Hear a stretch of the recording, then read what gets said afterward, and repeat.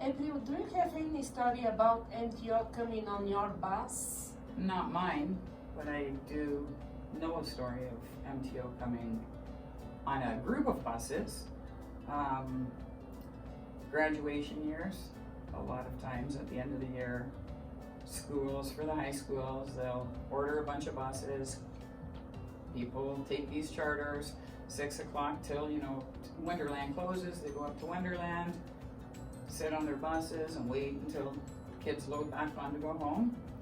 But they've already done their school run and possibly a charter in between, and then after head out. And so MTO comes around, is known to come around and check buses, look at logbooks, look at hours of service, and even inspect the buses while they're there, making sure that everything, and they've seen that hours of services either have not been done or drivers are over their hours and have been told that they're not allowed to move their buses until 4 a.m. because they haven't had the proper hours off in between on duty and driving, or just being on duty.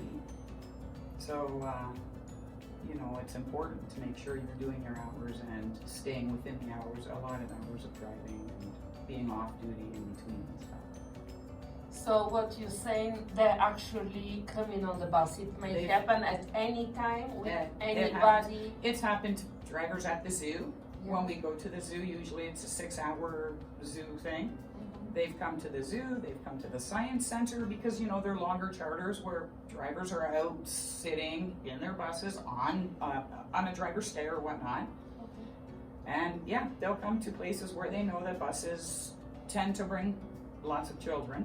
So there are lots of buses, and they will come, they'll get on, they will inspect. They've curled under buses. There was a driver, they actually, with another company, they had actually, she wasn't even at her bus. They had gone to her bus, MTO, and was underneath it inspecting it when she returned to her bus.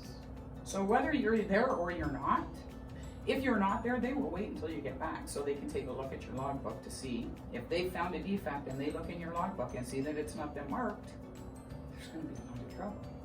So, they'll come in, and they're allowed to. You can't refuse them entry into your bus. Yeah. So make sure you get everything done, keep all your papers in order, document, circle check. It's your license, it's your job, your fines, your points. Thank you very much, April, for sharing this. So, Denise, do you have any story maybe you want to share about MTO coming on your bus, or maybe you've heard a story about this happening with any of the drivers? Many, many, many years ago, probably about 17 years ago, at Science Center. And the Science Center and the zoo is where the MTO does a lot of bus blitzes. I was in my bus, and there was a bus beside me, which was a spare bus. It was a good bus, spare bus. The lady who was driving it went inside to the Science Center, and I got out of my bus and I saw the MTO underneath her bus. They do not have to go on your bus immediately. They will go under. If there's no driver, they'll go underneath it, check it out, and they will wait for the driver to return. And anyways, the bus passed, but at the Science Center and the zoo, you have to make sure your hours. The reason why the bus passed was because she had her hours of work up to date, she had all her 5 pieces of documents, and she had her logbook signed. So, and that is very, very important, because that is what MTOs, when they get on your bus, that's the first thing they're asking for. Thank you, Denise, for sharing the story.